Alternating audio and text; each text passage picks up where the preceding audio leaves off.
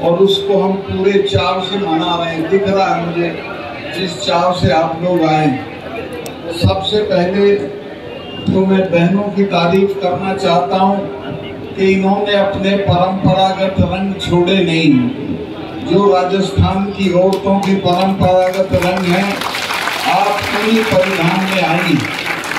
मैं जब गोवा में गवर्नर था तो मुझे बंगलौर में जाटों ने तेजा जी का एक मंदिर बनाया था, उसके उद्घाटन के लिए बुलाया। तो वहां पे आप यकीन करो 100 में से 80 हमारी बहनें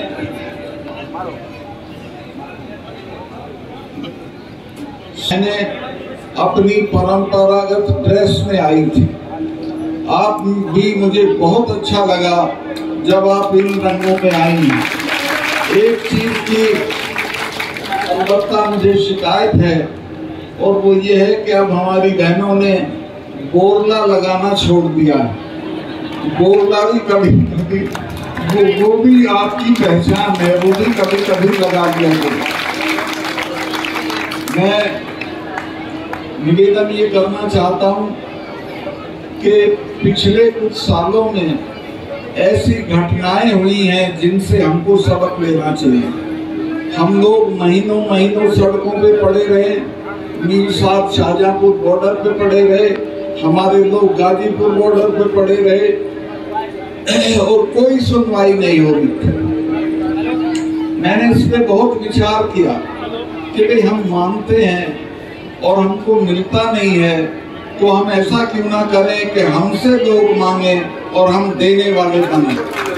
मैं आपसे निवेदन करना चाहता हूँ कि 8 महीने बाद वो दिन आने वाला है जिसमें आप देने वाले बनने के लायक हो जाएंगे। आप किसानों की सरकार बना दीजिए दिल्ली में, तो फिर ये मोदी जी और जो दूसरे नाम है, ये लोग मांग पत्र लेके आया करेंगे, आपको नहीं मांगना पड़ेगा।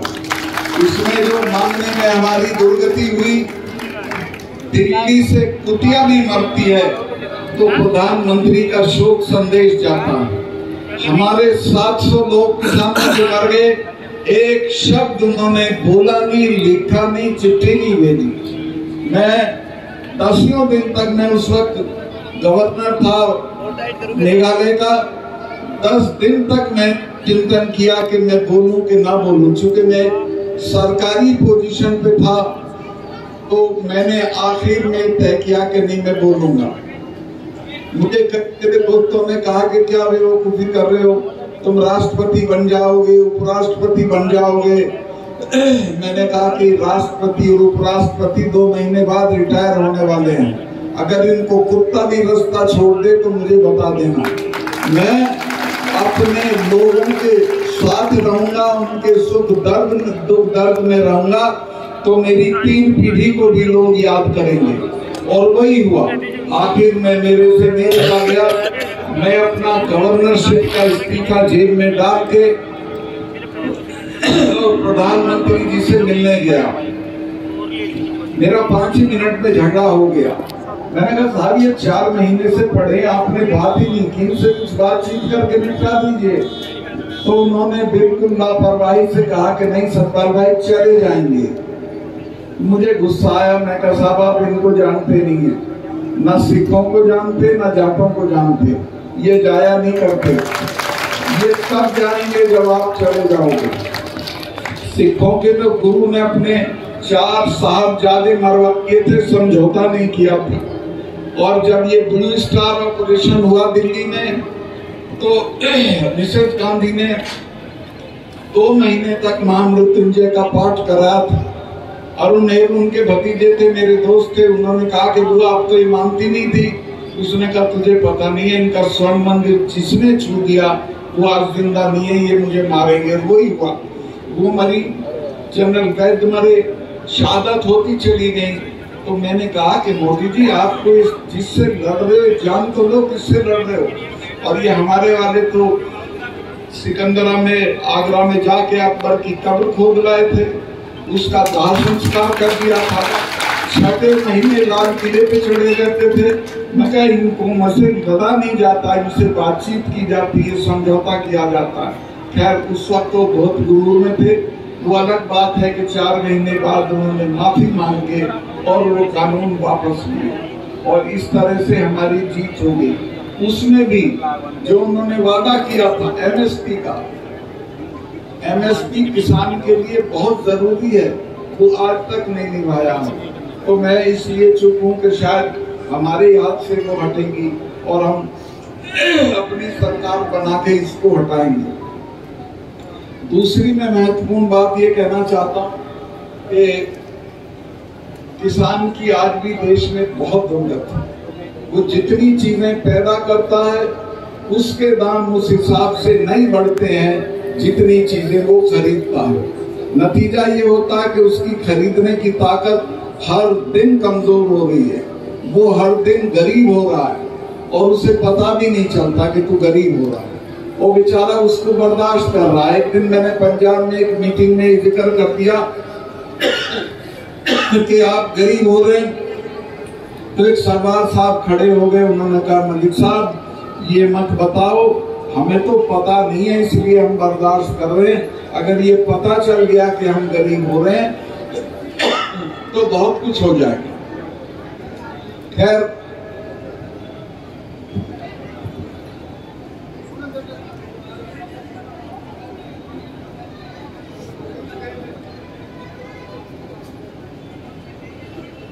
ना गांव में पढ़ाई है, ना चिकित्सा है, कुछ नहीं है और हम एक अंधेरे कुएं में डाल के रखे हुए हैं। कुछ लोग हैं जो देश में मजा ले रहे हैं, लेकिन ये मजे आप सिर्फ दूर नहीं है, आपको सिर्फ दिल्ली में सरकार को बदलना।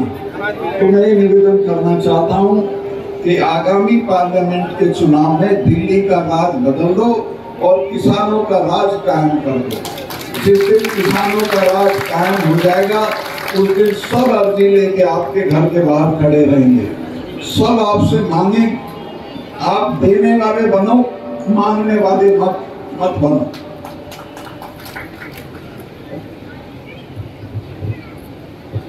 तो मिलते हैं, मांगने से भीख भी नहीं मिलती।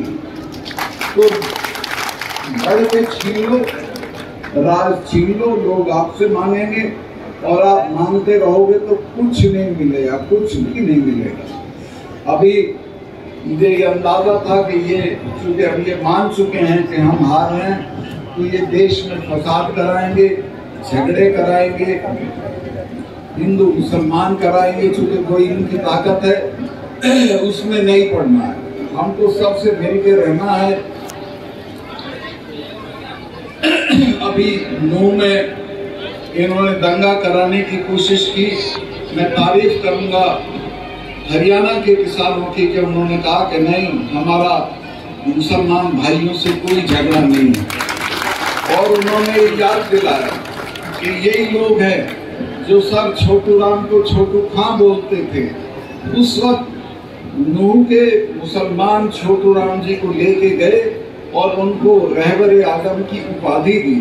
छोटू राम जी बोलते थे कि मेल का तो मुसलमान क्या और जाट का हिंदू क्या, ये तो सेकुलर कौमें हैं, ये कुछ नहीं मानती इस तरह की चीज जो इनको अलग करती है। तो मैं आपसे कहूंगा कि इनके फेर में नहीं पड़ना है। ये दंगे करा देंगे, ये मंदिरों पे बम फिकवा देंगे, ये बीजेपी के किसी नेता को मरवा देंगे, लेकिन इनके चक्कर में नहीं पड़ना। बस एक चीज है कि इनको अगले चुनाव में हटा देना है। उसी में आप मेरे से पूछोगे कि स्वर्ग कहाँ है, तो उसी दिन है स्वर्ग। अगर इनको हटा दोगे तो आप स्वर्ग में ही होंगे, आपकी सब समस्याएं खत्म हो जाएंगी, आपके मसले खत्म हो जाएंगे। मैं बहुत लंबा हो गया, लेकिन फिर भी मैं कुछ चीजें और कहना चाहूँगा। और वो ये है, एक तो ये जो हमारी बहनें हैं, अब ये जो कामदेलिया बहनें हमारी जो पद्मश्री जिसको मिली हुई है, मुझे बताया गया कि इसको तो पैदा होते ही दबा दिया था, इनकी माँ इनको निकाल के लाई। हमारे यहाँ भी आज बहुत विवाद है अभी भी कि बेटी को पैदा होते ही मार देते हैं और ये समझते हैं कि बेटी होना अभिशाप, लेकिन ऐसा नहीं है। बेटी परिवार के लिए गौरव की चीज है, ताकत की चीज है। और मैं ये कहूँगा कि आप शादी में खर्चा मत करो, आप अपने बुजुर्ग के मरने पे, एक आदमी के मरने पे 40-40 गांव की चिट्ठी फाड़ते हुए क्या हो जाएगा? तुम्हारा बुढ़ा 40 गांव को दावत दे के सूरजमल हो जाएगा। लेकिन है, लोग कंगले हो जाएंगे, कर्जे ले लेंगे, लेकिन शादी और काज करेंगे। ये सब चीजें छोड़ो, इनको बढ़िया से बढ़िया तालीम दो। औरत का असली एम्पावरमेंट है उसकी शिक्षा। मैं पिछले दिनों एक जगह देख रहा था कि अमेरिका की एक विदेश मंत्री हुई हैं, आपने पढ़ी लिखी बच्चियों ने सुना होगा, कोंडालीजा राइस उनका नाम था। कोंडालीजा राइस दुबली पतली अफ्रीकन मूल की साधारण घर की लड़की थी। अपनी काबिलियत की वजह से वहां पे वो हो गई उनकी विदेश मंत्री। लीबिया का जो तानाशाह था गद्दाफी, वो जब मरा, उसके दफ्तर में जब विद्रोही लोग गए तो उनको एक डायरी मिली, और उस डायरी को उन्होंने पढ़ के बताया कि उसमें लिखा था कि मुझे सबसे ज्यादा आनंद तब आता है जब मैं देखता हूँ कि लिटिल कोंडी, मैंने छोटी सी कोंडालीजा राइस अरब शेखों को धमका रही थी। वो अरब शेखों को अपनी ताकत पे धमकाती थी, अमेरिका की ताकत पे धमकाती थी, और वो ताकत उसे उसकी पढ़ाई से मिली थी, काबिलियत से मिली थी। तो इन बच्चियों को अगर काबिल बनाए, तो देखता हूँ राजस्थान में एक वर्ग था जो हमारे दूल्हे को भी घोड़ी पे नहीं बैठने दे पाता, और जब अब हमारी लड़की IAS IRS होके जाती है तो वही ठाकुर साहब खड़े होकर खमागनी करते हैं, सलाम करते हैं। तो ये जो शिक्षा है ये बहुत बड़ी ताकत है। इन बच्चों को शिक्षा दो, पढ़ाओ, अच्छे से अच्छे स्कूल में पढ़ाओ, और इनको इस लायक बनाओ कि जिंदगी में आगे बढ़े।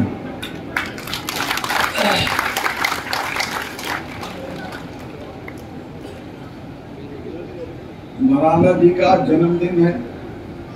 मैं तो इनके सारे परिवार का बड़ा सम्मान करता हूँ, और इनका खास तौर से करता हूँ।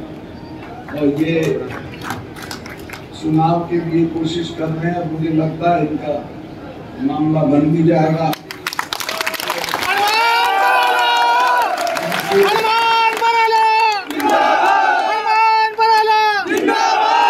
इनको जिता के भेजिएगा, ये नहीं कि इनको टिकट मिल जाए और फिर आप ये कहेंगे मुझे तो 15 गाड़ी चाहिए, मुझे तो ये चाहिए, वो चाहिए।